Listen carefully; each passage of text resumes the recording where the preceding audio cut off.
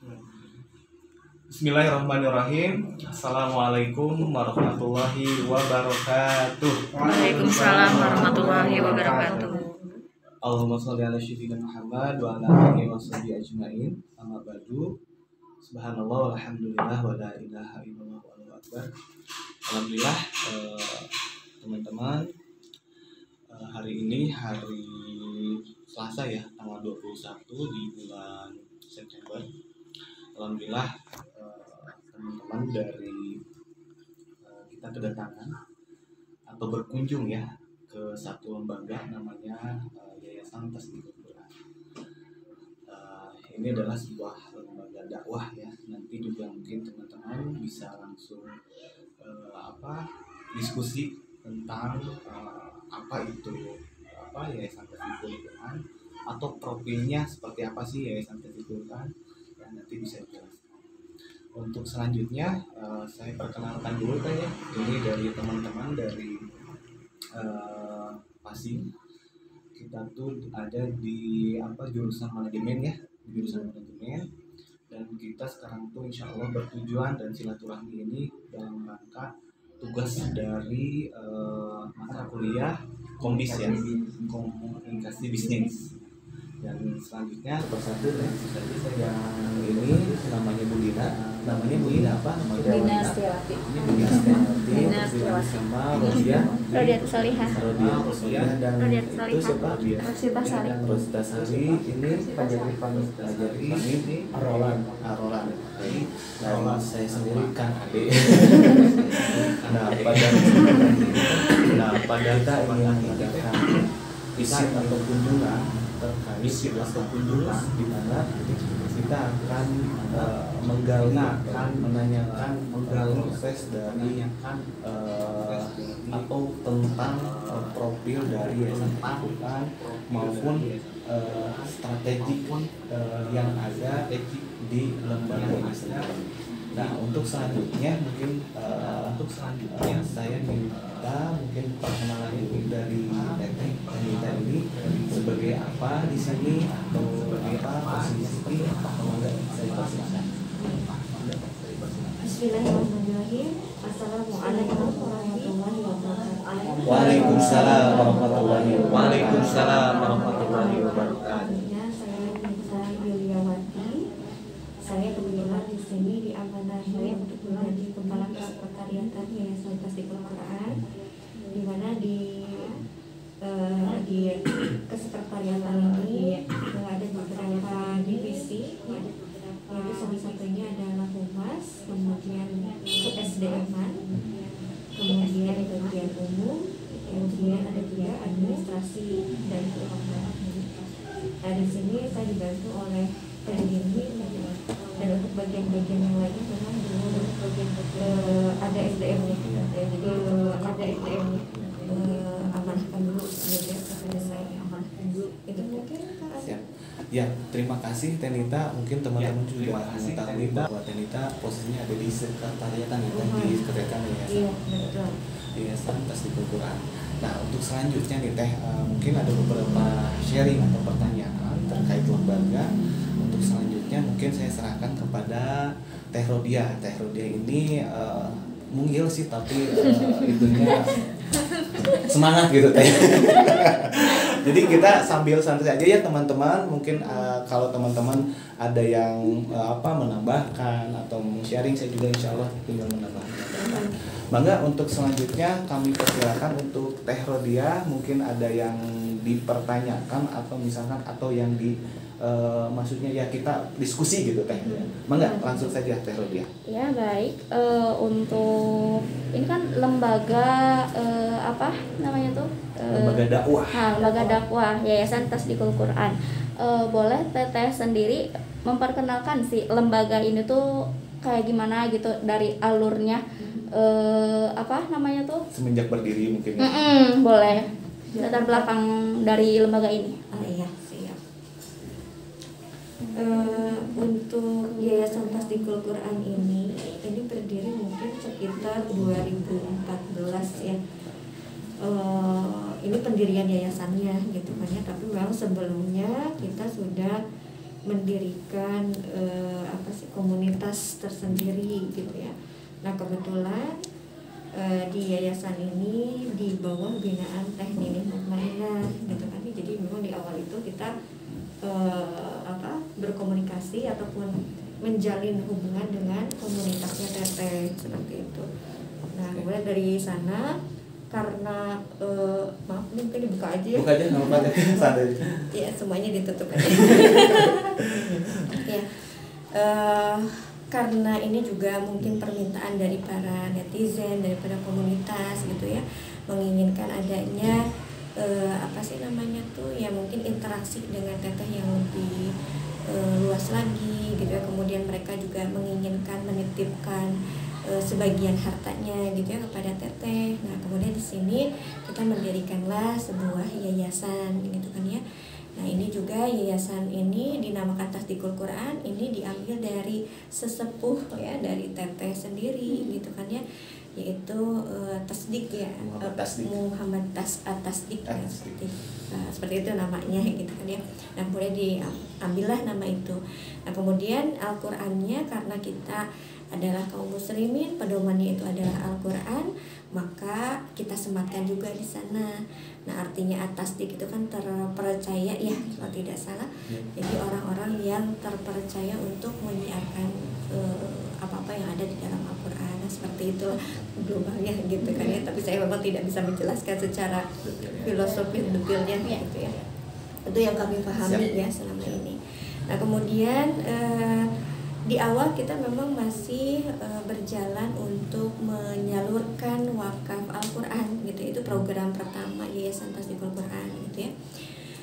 Namun lama-kelamaan ya kita membentuk, karena memang ini juga permintaan ya dari para netizen ya, dari para komunitas Teteh untuk membuka program-program yang lain. Nah kita buka mulai program wakaf Al-Qur'an, kemudian zakat ya, zakat optimal, kemudian dulu mah ini wakaf pesantren dulu mungkin ya Kang ya. Betul. Ya wakaf pesantren dulu gitu, karena kita mensupport untuk Darul Mutmainah itu kebetulan juga yayasan di bawah binaan Teteh. Jadi kita mensupport mereka. Kemudian salah satu yang di antara yang lainnya adalah pesantren Kalangsari. Itu menjadi target dari penghimpunan yang ada di Yayasan Tasdikul Quran. Jadi wakaf Quran, kemudian wakaf pesantren. Lanjut, tentunya kan dalam setiap perusahaan, organisasi maupun lembaga itu punya visi dan misinya ya. Nah, apa visi dan misi di lembaga ini? Iya. Oke, saya bacakan saja. Sambil menyimak juga mungkin teman-teman juga. Iya, bisa ada di sana. Ini mungkin kalau ini yang dulu ya. Yang dulu yang masih sederhana gitu kan ya. Nah, ini memang kita sudah buat revisiannya karena kita juga ini pas awal-awal kita buat gitu ya. Ini visi ke target 2030 gitu ya. Jadi Tasdikul Quran sendiri memiliki visi menjadi lembaga Islam ya, bidang pendidikan, sosial dan dakwah yang terpercaya, berskala internasional dan berpengaruh untuk mewujudkan generasi muttaqin. Nah itu visinya. Mau dijelaskan satu-satu? Nggak usah kayaknya. Sampai maghrib ya. Lanjut aja Teh. Kemudian untuk misinya itu ada 4 ya. Yang pertama mengembangkan pendidikan berbasis pesantren ya, dari mulai usia dini sampai perguruan tinggi baik formal ataupun non formal insya Allah ya. Jadi kita sudah mulai dari MD, insya Allah nanti tahun depan ada TK dan SD ya, mudah-mudahan bisa terrealisasi. Nah, sekarang ada SMP dan SMA, MD dan PPS gitu kan ya.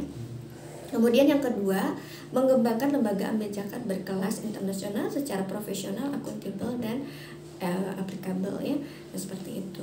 Nah, ini alhamdulillah juga kita juga sudah ya secara legalisasi, kemudian laporannya kepada donatur juga itu secara berkala insya Allah sudah kita laporkan ya, setiap kegiatannya, setiap penghimpunannya gitu dan sebagainya. Walaupun kita mungkin masih basis kabupaten ya Kang ya. Ya, intinya kabupaten kota. Iya, kabupaten kota. Nah, seperti itu. Mudah-mudahan di tahun ini kita kita bisa merambah lagi ya ke tingkat provinsi seperti itu. Nah kemudian yang ketiga, mengembangkan pusat pendidikan dan pelatihan leadership dan entrepreneurship itu ya. Kemudian yang keempat adalah membangun jaringan umat berbasis pendidikan dan ekonomi keumatan gitu ya. Jadi nanti di sini juga ada aspek bisnisnya gitu kan ya, untuk menjadi pendukung bagi lembaga ini sendiri gitu kan ya, seperti itu. Kemudian tujuan dari ini pendidikan aja ya, tujuannya sebanyak ya Teh, ada mungkin itu saja ya, visi misi saja ya. Tadi kan tujuannya ada nih spesifik, mau sedikit ya dijelaskan mungkin sedikit aja mungkin tujuan. Karena kan kita ini pengembangan pendidikan dan sosial dakwah ya. Ini ada dua ya, maksudnya yang dua gitu kan ya, ada tujuan pendidikan sendiri. Satu, mengembangkan pendidikan formal berbasis pesantren ya, TK, SD, SMP, SMA dan perguruan tinggi Islam multi intelijensi yang berpondasi kepada TEA ya. T-nya tahfiz, E-nya English, A-nya Arabic ya, kemudian A-nya satu lagi akidah akhlak gitu. Jadi itu menjadi target gitu ya dari pendidikan kita gitu ya. Nah, kemudian yang kedua, mengembangkan pendidikan non formal dan informal ya, yakni Madrasah Diniyah Plus berjaringan di seluruh wilayah Indonesia. Nah, kemudian untuk sosial dakwahnya kita juga ada dua tujuan, yaitu yang mengembangkan DAPA sebagai lembaga ambil zakat internasional yang berfokus pada penyiapan generasi QCI ya, Qurani Komunikator Entrepreneur. Kemudian yang kedua, menyiapkan kader dakwah yang bisa menebar di seluruh pelosok Nusantara. Nah, itu mungkin ya tujuannya. Siap. Mangga ada lagi? Balik lagi ke visi misi tadi seperti yang Teteh katakan tadi ada revisi ya.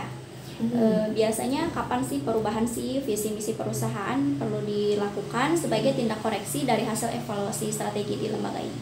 Iya.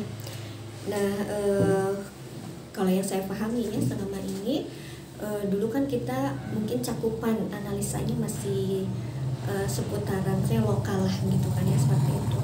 Tapi seiring berjalan kemudian setelah dievaluasi ya, dianalisa baik itu lingkungan eksternal ataupun internal gitu ya. Nah, di sana kita mencoba untuk, kalau ini apa bahasanya, mengembangkan gitu kan ya, jangkauan kerja kita gitu ya, sehingga perevisian ini diperlukan seperti itu. Sudah cukup? Nanti lanjut. Alhamdulillah. Baik, terima kasih untuk pertanyaan dari Rodiatul Solihah ya. Rodiah panjang sih namanya, tapi orangnya kecil. Ya, baik, selanjutnya mungkin Tenita mungkin boleh minum dulu, santai saja ini di bawah. Ya, santai saja. Ini di bawah. Sudah persiapan minum dulu. Ya, di bawah santai. Ininya apa teman-temannya ya. Untuk selanjutnya mangga ada dari Budina ya, Budina. Ya, silakan. Tenita tadi kan lanjut dengan yang visi misi untuk jangka panjang dan jangka pendek ya. Tenita udah dipaparin, udah dijelasin juga. Nah, untuk si pengambil keputusan strategisnya itu ini langsung dari misalnya memang ada orangnya atau si ownernya, misal dari teknik langsung, atau memang ada lagi yang memang khusus buat si keputusan strategis ini memang diambil terus dibicarakan dengan si karyawan atau anggotanya di sini, atau memang langsung dari teknik ini misalnya gitu ya, atau misalnya dari Tenita pokoknya si strategi si manajemennya keputusan harus gini atau gimana gitu nih. Nah, sebetulnya untuk pengambilan keputusan strategis yang ada di lembaga Yayasan Tasdikul Quran ini ada di organ yayasan ya. Jadi organ yayasan ini terdiri dari pembina ya, kemudian pengawas ya, kemudian pengurus. Nah kalau pembina ini kan kita ada dua ya, yaitu Teh Nini dan Pak Asep. Nah, beliau adalah kakak dari Teh Nini dan Pak Asep itu ya. Beliau mungkin dari sisi ahli di bidang teknologi dan strategi seperti itu. Kemudian kalau Teh Nini mungkin lebih kepada spiritual ruhiyahnya gitu kan, karena sebagai pemberi nasihat gitu ya kepada tim di bawahnya seperti itu. Nah, kemudian di kita juga ada pengawas ya. Pengawas di sini juga dia akan mengontrol bagaimana apa sih namanya, semua kebijakan itu apa sih namanya bisa berjalan atau tidak gitu dan sebagainya. Nah kemudian pengurus ini yang nanti dia memberikan kebijakan-kebijakan ataupun keputusan-keputusan yang strategis yang itu langsung berhubungan kalau kita secara apa ya langsung ke tim manajemen yang ada di bawahnya seperti itu.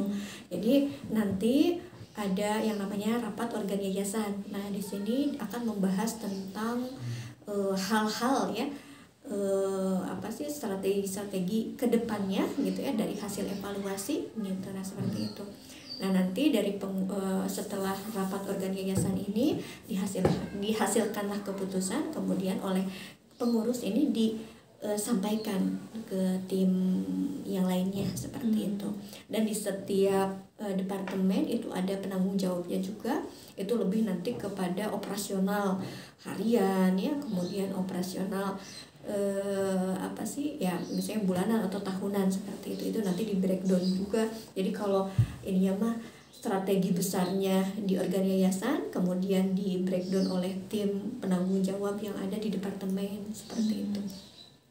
Oke, Teh Nita berarti memang udah ini ya, udah teratur banget strategis.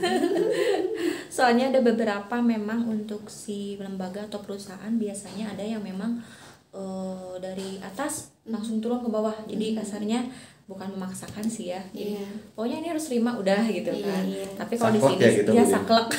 Kalau di sini sih kalau misalnya tadi dari pemaparan Teh Nita sih ini strukturnya udah enakan gitu ya Teh ya, maksudnya udah tertata juga gitu kan. Karena memang ini juga dasarnya kan memang kita dari agama ya ngambilnya ya. Betul. Jadi memang secara strategisnya juga lebih enak gitu ya, lebih teratur. Iya. Dari Dina itu aja sih Teh Nita. Mangga dilanjut ke yang lain Siap, mungkin. terima kasih. Dan selanjutnya dari Bang Roland. Biasanya kita manggil Abang karena mungkin orang mana Abang Teh Nias ya? Palu. Orang Palu. Jadi di Palu. Abang ini mohon maaf saya jelasin ya Bang ya. Abang nggak apa-apa ya. Abang ini adalah nonis, nonis, tapi nggak apa-apa sih masuk kita juga karena ini pembahasnya tentang strategi gitu ya. Tapi abang juga karena ini salah satu mata kuliah yang harus dijalani, jadi pengen juga mengetahui tentang strategi, makanya di tes di Kulkuran itu seperti apa. Mangga selanjutnya dari abang, silakan bang pertanyaannya. Kayak gini, kan dalam sebuah perusahaan atau lembaga ya pasti ada namanya evaluasi yang akan dilakukan dalam dalam sebuah lembaga tersebut. Kalau di sini kapan sih evaluasi itu dilakukan untuk mengevaluasi kinerja atau apa seperti strategi gitu? Untuk evaluasi sendiri ini ada beberapa tahapan ya. Mungkin kita ambil yang lebih besarnya ya, yaitu pertahunan. Jadi rapat rencana kerja per tahun gitu kan ya. Nah nanti dari per tahun ini akan di breakdown lagi per bulannya. Dari per bulan itu juga akan di breakdown lagi per minggunya seperti itu. Jadi evaluasi itu berkala gitu. Ada yang per minggu, ada yang per bulan, ada yang per tahun. Nah per tahun inilah yang menjadi landasan ataupun dasar kita ya gitu untuk rencana kerja kita ke depan, evaluasinya gitu ya. Nah, jadi acuannya di pertahunan ini. Nah, nanti di perbulannya gitu kan, biasanya kan kadang ada ide ya, ada misalnya oh ini kayaknya program kerjanya nggak bisa nih bulan ini gitu kan ya, kayaknya ini harus di bulan ini. Nah, itu bisa saja terjadi gitu kan. Ini hasil dari evaluasi per bulan. Kemudian nanti dari per bulan itu per minggunya. Karena kalau per minggu kan itu nanti karena kita kerjanya adalah harian gitu kan ya. Jadi per minggunya juga nanti itu dikontrol. Jadi controlling itu ada 3 tahap gitu, per minggu, per bulan, dan per tahun gitu ya untuk evaluasi. Jadi evaluasi itu kan nanti menganalisa ya kerja kita sebelumnya seperti apa, apakah nanti kan ada targetan yang harus kita capai, apakah tercapai atau tidak, kemudian bagaimana nanti strategi ke depannya kalau misalnya ini tidak tercapai gitu kan ya, atau misalnya ada perubahan strategi. Nah biasanya seperti itu. Jadi kita punya evaluasi mingguan, bulanan, dan tahunan seperti itu. Cukup abang? Jadi si strategi ini tuh bersifatnya fleksibel. Ada yang sifatnya itu baku ya, ada juga yang fleksibel. Karena kita kan kalau baku itu yang sudah terkait dengan pihak luar ya, sudah itu misalnya dengan lembaga pemerintah gitu kan, itu kan baku ya, berarti kan kita juga misalnya kalau menghadapi pihak-pihak pemerintah kan harus ada prosedural, kemudian kita juga kan ini ada strategi tertentu gitu ya untuk kita, maksudnya untuk menghadapinya seperti itu. Tapi ada juga yang fleksibel. Nah misalnya contoh kayak lembaga amil zakat, misalnya kita nggak mungkin misalnya di bulan ini kita programnya hanya wakaf Al-Quran saja, wakaf pesantren saja, sedangkan di bulan ini misalnya contoh ada pandemi ya, ada bencana alam gitu kan, berarti kan kita harus butuh strategi gitu kan ya. Bagaimana nih agar program tetap berjalan seperti itu gitu kan ya, sehingga ada sedikit perubahan walaupun itu bukan hal yang prinsip ya kalau di ini. Jadi strategi yang fleksibel, jadi ada strategi yang memang tetap baku, ada juga yang fleksibel seperti itu. Siap, terima kasih, cukup jelas. Mungkin ada lagi dari Rosita, silakan pertanyaannya, Mangga, silakan. Menurut Teteh, lalu apa tugas, wewenang dan tanggung jawab pengambilan keputusan strategi di sini? Kalau cakupan tanggung jawab ya dari pemegang keputusan ya, jadi sebetulnya nanti tanggung jawabnya itu ya memang sangat luas ya. Nanti apa sih namanya, mulai dari dia memberikan menciptakan satu strategi gitu ya, dan ini juga kan bukan hanya sekedar blok gitu ya strategi, tapi dia harus menganalisa gitu kan ya. Kalau dulu mungkin cakupannya baru satu departemen gitu, kalau sekarang kan 2 departemen, bagaimana nih ini koordinasikan mensinkronkan, nah seperti itu. Jadi memang tanggung jawab ataupun cakupan si pemegang keputusan ini sangat besar sekali gitu ya, sangat penting gitu ya, sangat urgent, sehingga dia wajib ya mengetahui gitu kan ya, wajib memahami gitu ya, sampai ya apa sih departemen, misalnya kalau di kita data itu seperti apa, pesantren itu seperti apa, isu yang terjadi itu seperti apa saja yang yang terjadi gitu kan ya. Nah jadi memang di situ gitu ya peran yang sangat penting gitu, sehingga dia akan mampu memberikan solusi ya, membuat strategi ke depannya seperti itu. Nah kemudian dia juga bertanggung jawab gitu ya untuk tadi mengontrol gitu ya, mengarahkan agar strategi itu bisa berjalan dengan baik gitu kan ya, sehingga controlling ini juga ada di tanggung jawab ya pemegang keputusan seperti itu. Nah kemudian pengevaluasian juga itu merupakan salah satu tanggung jawabnya gitu kan ya. Walaupun nanti akan ada orang-orang yang membantu gitu, yaitu tim penanggung jawab masing-masing. Cuman ini controllingnya lebih luas lah gitu kan ya, dari mulai evaluasi gitu ya, penyusunan strategi gitu ya, kemudian pengevaluasian gitu, nah seperti itu. Itu mungkin mudah-mudahan bisa terjawab. Siap. Jadi intinya itu punya ada peran masing-masing ya Teh ya, di dalam lingkungan lembaga tasdikul Quran. Di keputusannya tetap keputusan tertinggi adalah di pihak yayasan sendiri, tapi yayasan itu ada di bawahnya ada lembaga amil zakat, yang paling itu yang pertama, yang keduanya adalah pesantren. Nah itu keputusannya mungkin ada di departemen masing-masing, tetap sih itunya arahannya tetap ada di yayasan. Mangga, selanjutnya dari Kang Fajar ada yang ditanyakan? Ada ngalamun wae atau bingung? Nggak bingung lah ini. Silakan. Jadi kan tadi udah ngejelasin gitu ya, tanggung jawab dan wewenang dari pengambil keputusan. Nah maksudnya sini saya nanyain keterampilan yang harus ada pada yang dibutuhkan gitu sebagai pengambil keputusan di lembaga tasdikul Quran sendiri gimana? Apakah secara pendidikan formal atau kemampuan atau keterampilan lainnya? Iya, mungkin kalau yang sejauh ini saya pahami gitu ya, para pemegang kebijakan ya, mungkin kita bahasanya para pemegang kebijakan, karena pemegang kebijakan itu kan ada yang organ yayasan tadi ya, ketua yayasan gitu kan ya, kemudian nanti di bawahnya juga ada penanggung jawab ya, setiap departemen gitu ya. Mereka wajib memiliki kemampuan untuk memanajerial gitu kan, seperti itu. Kemampuan untuk menganalisa fakta yang ada gitu, kemudian memahami bagaimana sih fakta ini kita perlakukan lah gitu kan ya, seperti itu. Jadi solusi-solusi untuk permasalahan yang dihadapi itu apa gitu kan ya. Nah kemudian selain itu juga sangat dibutuhkan yang betul-betul detail memahami setiap kalau kita sebutnya di sini divisi ya, divisi setiap departemennya. Kalau itu bagi penanggung jawab departemen. Kalau yang lebih tinggi lagi ketua yayasan, beliau harus tahu betul bagaimana departemen tersebut gitu ya, sehingga nanti setiap ada permasalahan itu biasanya kan berbeda ya, berbeda karakter, berbeda.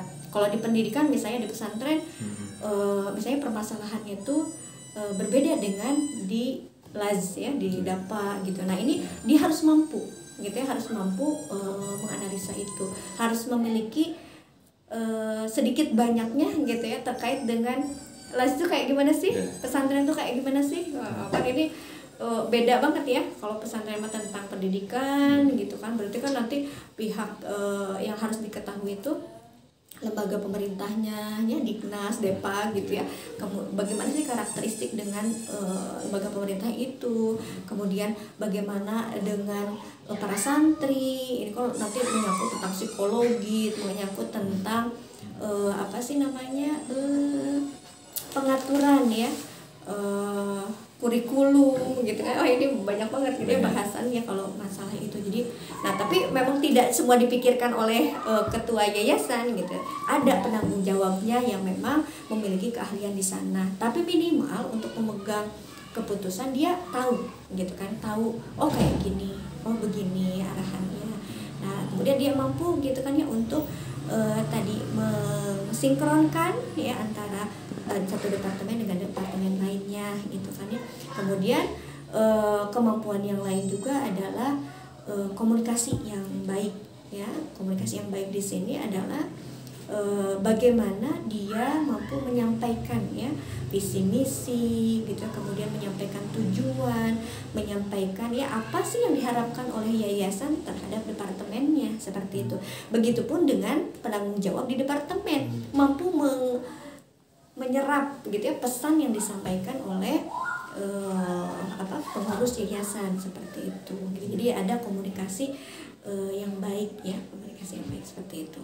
Nah kemudian kemampuan yang lain adalah ketegasan ya, ketegasan. Dari sini juga karena bisa jadi gitu ya, ini ada perbedaan antara tingkat analisa penanggung jawab di departemen dengan tingkat analisa pengurus.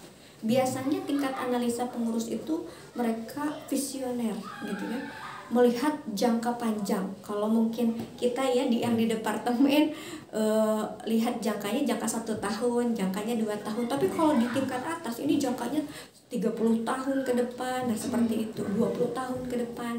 Nah ini yang harus dimiliki oleh pemegang kebijakan, seperti itu. Jadi makanya tadi komunikasi yang baik itu kan biasanya kadang suka ada info pesan yang tidak sampai. Kenapa ya kok jauh-jauh banget gitu kan ya. Padahal ini gitu ya, visioner visi yang jauh, nanti dia akan mampu nih tahapannya seperti apa gitu ya. Nah sehingga di sini wajib memiliki tingkat analisa gitu kan ya, yang tinggi. Nah seperti itu. Nah kemudian tadi apakah bisa maksudnya basic pendidikan itu menurut saya penting juga gitu, salah satu hal yang penting gitu ya. Dan yang kedua adalah pengalaman. Nah, pengalaman ini biasanya tidak bisa dibeli gitu ya kita ketika kuliah gitu. Misalnya kalau kuliah kan kita materi saja gitu ya, tapi ketika masuk ke dunianya gitu, dunia nyata itu akan banyak kasus yang memang tidak bisa hanya sekedar dengan materi gitu kan ya. Nah seperti itu. Nah kemudian tadi ya ketegasan, kemudian apalagi ya kesabaran itu mah sudah tentu gitu ya, karena dia mengelola banyak SDM gitu kan ya, dia harus tahu minimalnya gitu, oh karakter di departemen ini begini loh, karakter di pendidikan begini, karena memang berbeda nanti gitu ya. Di departemen pendidikan mah orang-orangnya tuh rapi gitu kan ya, kemudian mereka sangat apa sih namanya tuh menitik beratkan kepada prosedural formalitas. Beda dengan tim yang didapat, karena didapat lapangan gitu kan ya, seperti itu. Jadi memiliki karakteristik yang berbeda. Nah, sehingga di sini juga perlu ada apa ya, kesabaran dalam mendidik gitu ya, membina, mengarahkan seperti itu. Itu mungkin yang bisa saya jelaskan. Ya. Yang lain-lainnya. Alhamdulillah. Terima kasih Tenita. Mungkin terakhir dari saya nih, saya juga harus nanya juga, walaupun tuan rumah sih. Di sini Tenita teman-teman sudah membahas tentang bagaimana cara top manajemennya, keputusannya seperti apa. Mungkin teman-teman sudah mengetahui dari pemaparan dari Tenita. Mungkin ini satu dari saya, Tenita. Apa sih yang membuat daya tarik para netizen atau para wali santri untuk anaknya, atau kalau netizen sih ya, kalau netizen itu untuk donasi ke sini, kalau ke pesantren itu mungkin kenapa sih anak saya mau sekolah di sini, apa sih yang membuat daya tarik atau kelebihan dari lembaga ini sendiri? Strategi apa yang strateginya yang dipakai dipakai sehingga orang tuh, wah ini anaknya itu kayaknya bagus nih kalau sekolah di sini, kayaknya hafalan Qurannya bakal banyak, terus kalau saya donasi di sini insya Allah nanti bermanfaat bagi umat. Nah, apa nih strateginya yang diadakan di yayasan tersebut? Silakan. Mungkin untuk lembaga Amil Zakat sendiri gitu kan ya, ini kalau saya ketika saya menjadi donatur ya, misalnya contoh, bukan saya sebagai lembaga gitu ya, apa sih yang diinginkan oleh kita ya sebagai donatur? Yang pertama mungkin dari sisi kepercayaan ya, ataupun apa sih kapabilitas kemampuan dari lembaga tersebut mengelola uang umat gitu kan ya. Berarti kan di sana salah satunya adalah bagaimana lembaga itu mengelola program-program yang ada. Sebetulnya kalau kita mah, kalau di dalam nih ya, kalau saya sebagai karyawan di DAPA, kita memberikan program yang menarik gitu kan, program yang menarik untuk masyarakat gitu kan ya. Nah, ini dulu kita sebagai pionir ya, kalau tidak salah pionir untuk wakaf Al-Quran. Itu waktu dulu tidak ada, belum banyak gitu ya, belum banyak. Jadi kita menjadi pionir untuk wakaf Al-Quran. Nah, ini mungkin salah satu strategi ya dari lembaga Yayasan Tasdikul Quran, yaitu mencari program-program yang belum banyak yang mengeluarkan seperti itu. Nah, kemudian yang kedua adalah tadi ya, menjaga tingkat kepercayaan dari para donatur gitu ya. Caranya seperti apa? Kita terus memberikan laporan gitu ya, kemudian terus mengupdate ya, memberikan laporan gitu ya, bahwasanya apa yang sudah mereka donasikan ke kita sudah kita salurkan nih gitu ya, ke sini. Nah, itu jadi bahkan kita laporannya bisa setiap minggu gitu ya, penyaluran setiap minggu dilaporkan juga setiap minggu seperti itu. Nah, kemudian tadinya program yang menarik dan mungkin belum diambil oleh lembaga yang lain gitu. Kemudian yang kedua adalah menjaga kepercayaan gitu ya, dari para donatur. Kemudian yang ketiga adalah kita menginovasi terus program-program yang ada gitu kan ya. Nah, misalnya contoh kalau zakat nih, zakat itu kan memang asnafnya kan sudah jelas, tapi kita harus buat program yang semenarik mungkin. Nah, apa nih? Oh, ternyata ini di lingkungan kita itu sekarang sedang membutuhkan gitu, karena sekarang pandemi ini pekerjaan banyak yang di PHK dan sebagainya. Oh ya, kita bantu dari sisi misalnya pemenuhan sembako, atau misalnya kita dari sisi pemberian modal ya. Nah seperti itu gitu kan. Nah ini inovasi-inovasi program ini gitu kan ya, ini wajib terus gitu ya di evaluasi, kemudian di update gitu, nah di upgrading juga gitu. Nah seperti itu mungkin untuk di Dapa sendiri gitu kan ya. Jadi program yang menarik, kemudian inovasi dari program, kemudian yang ketiga apa sih namanya itu ya, menjaga kepercayaan dari para donatur. Nah kemudian kalau di pendidikan sendiri ini lebih kepada program yang ada di lembaga pendidikan ini gitu ya. Yang kita tonjolkan adalah TEA ya, Tahfidz, English, Arabic, Akidah, Akhlak. Nah seperti itu. Nah ini adalah program unggulan kita gitu ya. Walaupun mungkin kalau di awal-awal itu kita belum terkenal ya, maksudnya belum disosialisasikan ya, belum dikenalkan gitu ya. Nah makanya kita mensosialisasikan gitu ya itu di media sosial ya, di media sosial yang kita punya saat ini gitu kan ya.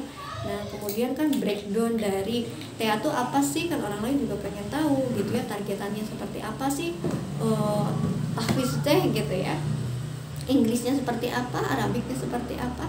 Nah kita buatkan laporan-laporannya kepada netizen ya, ataupun masyarakat luas gitu kan ya, hasil dari pendidikan kita. Makanya di awal itu kita mengambil anak-anak beasiswa ya, anak-anak yang berprestasi gitu ya, yang kita beasiswakan gitu ya. Nah dari sana kita mulai menerapkan program yang ada gitu ya. Nah di sana alhamdulillah setiap bulannya ada perkembangan gitu ya, ada perkembangan. Nah ini kita share gitu kan. Nah ini jadi salah satunya adalah realisasi dari program ya, dari programnya dulu, kemudian realisasinya, kemudian sosialisasinya. Nah kalau di pendidikan seperti itu gitu ya, yang kita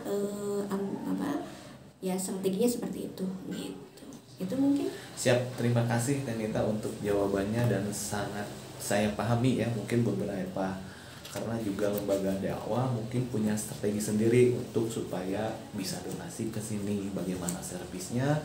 Selain itu juga untuk pendidikan ya, kita mengeluarkan program bagaimana targetan anak-anak itu dalam jangka sekian tahun punya hafalan, terus juga bahasa Arabnya juga bagus, bahasa Inggrisnya juga bagus, terutama adalah akhlaknya. Akhlaknya di sini mungkin teman-teman juga kalau anak seumur segitu juga lagi ini, tapi kalau di sini diusahakan bagaimana ada cara menghormati orang tua atau para guru-guru di sini. Mungkin ada lagi yang dipertanyakan, apakah sudah cukup? Cukup.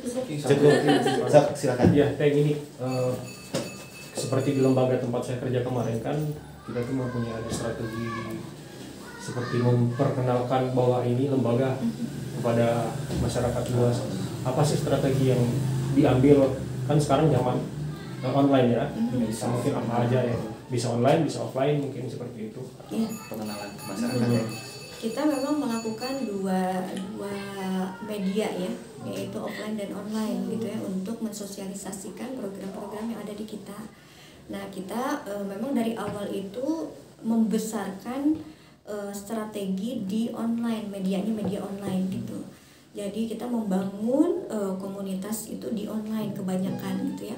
Nah terutama di komunitasnya Teh Nini gitu. Mungkin nanti teman-teman bisa buka ya fanpage-nya Teh Nini. Nah itulah saluran informasi kita yang lebih luas jangkauannya seperti itu. Nah kalau untuk yang offline sendiri ini lebih kepada sosialisasi kepada di kalau kita khususnya mungkin di Bandung Barat ya, di Bandung Barat gitu kan ya. Ini kalau pendidikan, kalau pesantren sendiri ini memperkenalkan ya ke sekolah-sekolah yang ada di Kabupaten Bandung Barat khususnya seperti itu. Jadi kita kunjungan nih ke sekolah-sekolah yang ada di Kabupaten Bandung Barat, bahwasanya ada nih SMP Tasdikul Quran ya. Kan kalau misalnya kita kalau kita di sini SMP berarti kunjungannya ke SD ya. Ke SD seperti itu gitu kan ya. Nah, kemudian karena kita sekarang udah punya SMA, berarti ke SMP. Nah, seperti itu. Nah, itu untuk pesantren. Tapi kalau misalnya untuk di Dapa itu kita lebih kepada donatur gitu ya, atau misalnya rekanan. Baik itu rekanan bisnis ya, rekanan para ya pengurus ataupun organ yayasan gitu ya, kita kenalkan ke mereka, jadi kunjungan seperti itu gitu.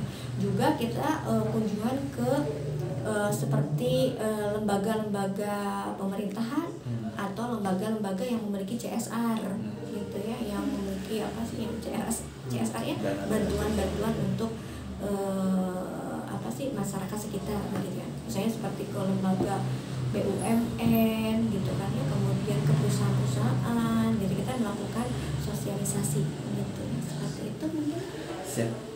Terima kasih. Ada lagi atau sudah cukup? Sudah cukup. Udah cukup.